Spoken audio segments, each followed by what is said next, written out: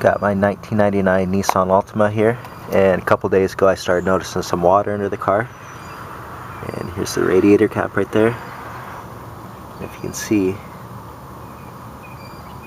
that plastic on the top of the radiator is cracked and there's water seeping out of there, so I got to change out the radiator. It looks like I've got a crack. It goes from about there to there. Not sure if you can really see it on the video, but yeah, it's a crack about that long.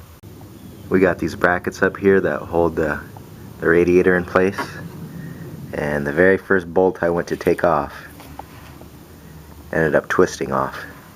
So I suppose you'll want to put some WD-40 on those before you take them off.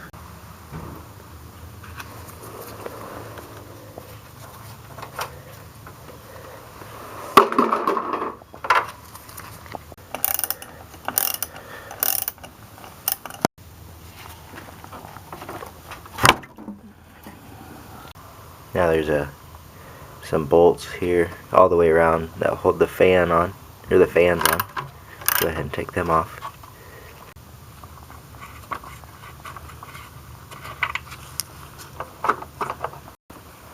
I think I'm going to take out these fans because that'll make it a lot easier to get to the transmission coolant lines and the bottom hose and stuff down there.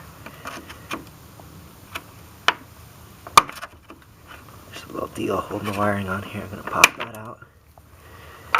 And then these connectors.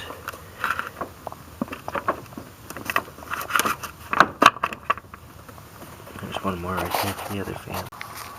On the second connector, I found if I got in there with the needle and those pliers and I squeezed them and then pulled it out, it won't break the connector. I saved the connector. But on that first one where I just pried it with the screwdriver, kind of broke it off to get a new one there or something. There's also, way down there, I can't really see, but there's a transmission cooling hose was in this bracket for the fan motors. I had to take that out too. But now this should all just pull out. So these fans on the top, there's a couple of bolts that hold them onto the radiator, but at the bottom, I'm showing it with a new radiator, they just set, they fall down into those holes like that. That's all that holds them in the bottom. I was trying to take the clamp off that bottom hose, and it's just like the one for the top, and as I was spinning that off, this twisted off. Like pretty much everything else today is twisting off. So now I'm going to take my grinder with a cutting wheel and see if I can kind of cut through it without ruining my hose, just so I can get it off. Well, my grinder trick did work. Got this bottom hose off now. Now I gotta go to the store and buy some new clamps. I guess I should have done that before I even started this job.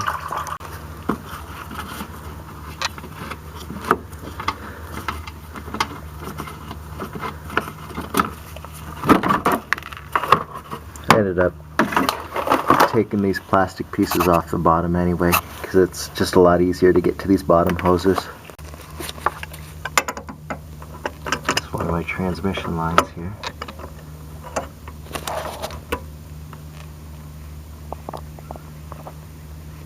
Slide that clamp over a little bit. There we go. See if I can get this hose off here too.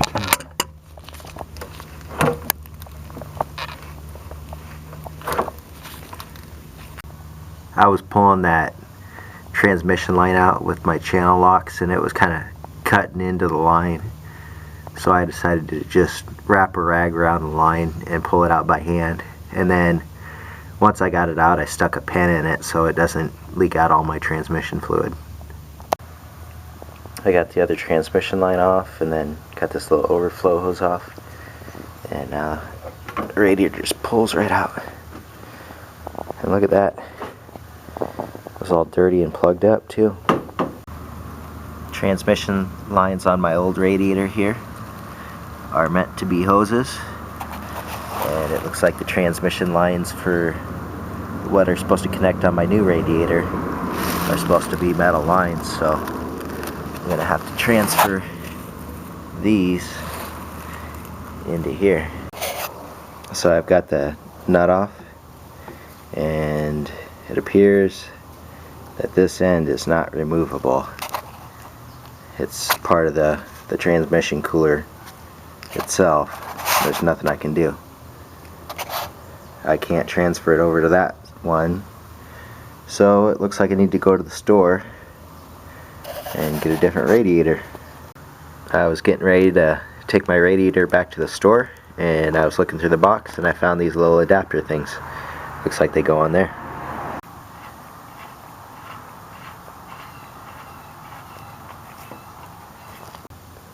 This takes a 19mm. There. Sweet. I really didn't want to go to the store to have to buy a new one. I decided to go ahead and put the radiator fans back on before I put it back in.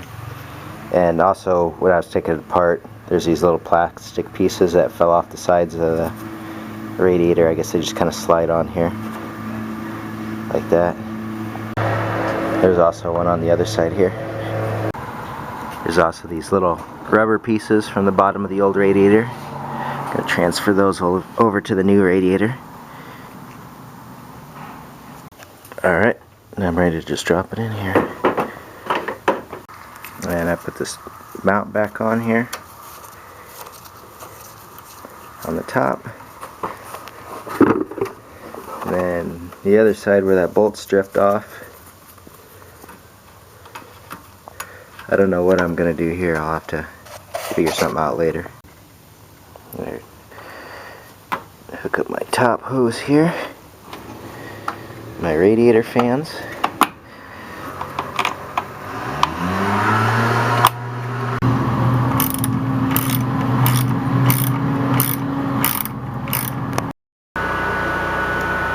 My overflow hose.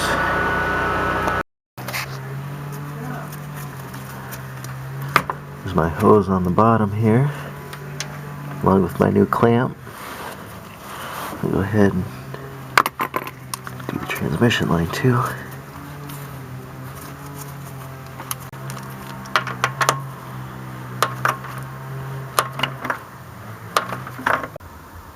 There. Now I got the bottom on. The bottom radiator hose and one of the transmission lines back on. That was kind of hard getting that transmission line back on. I'll go ahead and put the other one on here.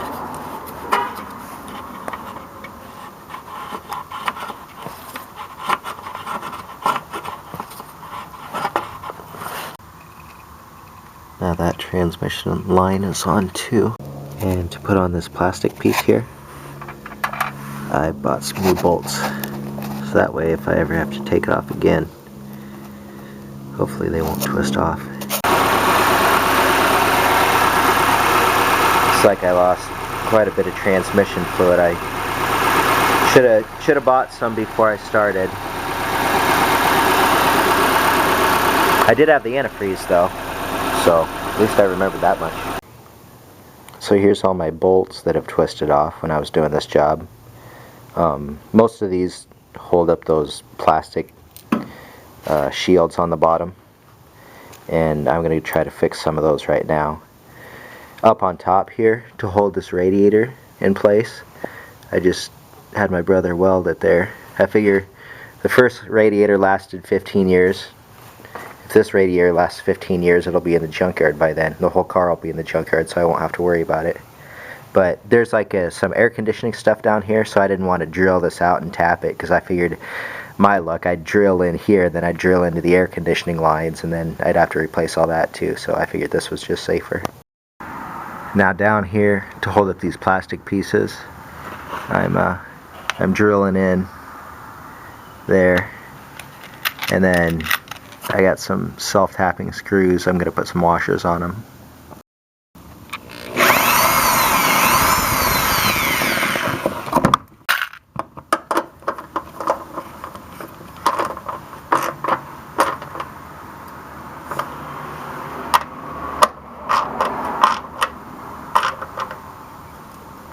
just like new.